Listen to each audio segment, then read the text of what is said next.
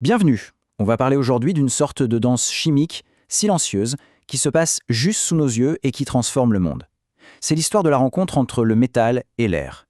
Une histoire qui peut créer et parfois qui peut détruire. Allez, on commence avec une petite énigme.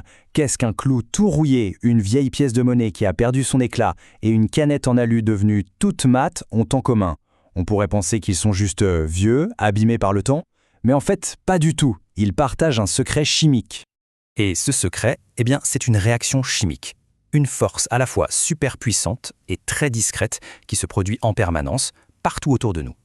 Et c'est elle, la clé de notre énigme. Alors, qui est le coupable dans cette histoire? C'est un élément qu'on respire à chaque seconde, l'oxygène. Allez, il est temps de lever le voile sur la science qui se cache derrière ce phénomène. Un processus qui porte un nom, l'oxydation.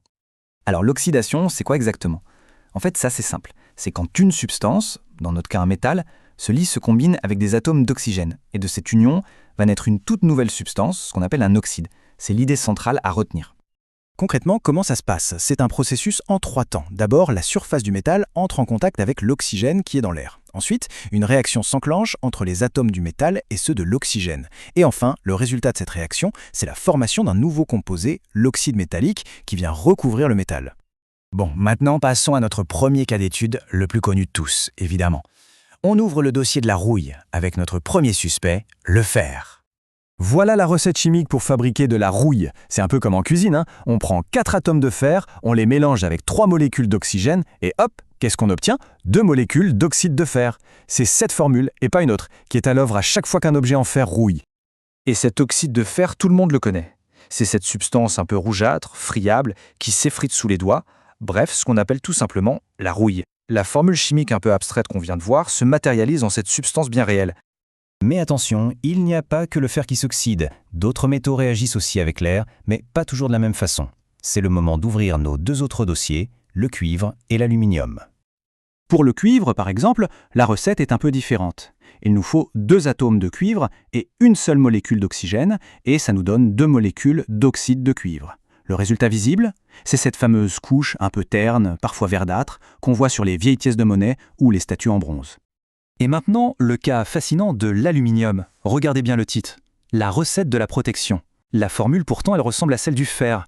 4 atomes d'aluminium, 3 molécules d'oxygène, pour créer de l'oxyde d'aluminium. Alors, pourquoi le résultat est si radicalement différent? Et c'est là que tout bascule. Parce que non, tous les oxydes ne se valent pas. C'est le jour et la nuit. D'un côté, la rouille du fer est poreuse, elle s'écaille, et en faisant ça, elle expose encore plus de métal à l'air. C'est un cercle vicieux, un cycle de destruction. Et de l'autre côté, l'oxyde d'aluminium, c'est tout l'inverse. Il forme une couche super fine, très dure, transparente, qui colle parfaitement au métal. Il ne le détruit pas, il le protège. C'est un véritable bouclier invisible. On voit donc que l'oxydation transforme les métaux de manière très différente. Mais en réalité, son influence va bien au-delà de ça. Ce n'est pas juste une histoire de métal, c'est un principe fondamental en chimie.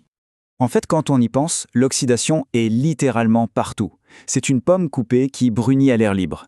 C'est la flamme d'une bougie qui est en fait une oxydation ultra rapide.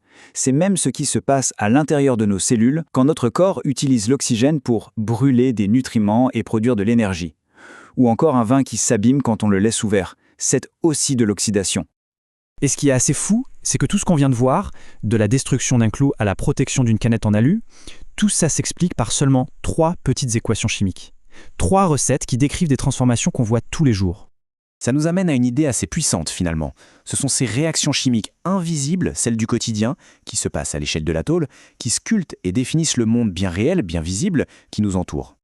Alors pour conclure, une dernière pensée. Si le simple contact avec l'air peut à la fois détruire et protéger un métal, quelles autres forces invisibles, qu'elles soient chimiques ou physiques, sont en ce moment même en train de façonner notre monde? C'est une question assez fascinante. Merci beaucoup.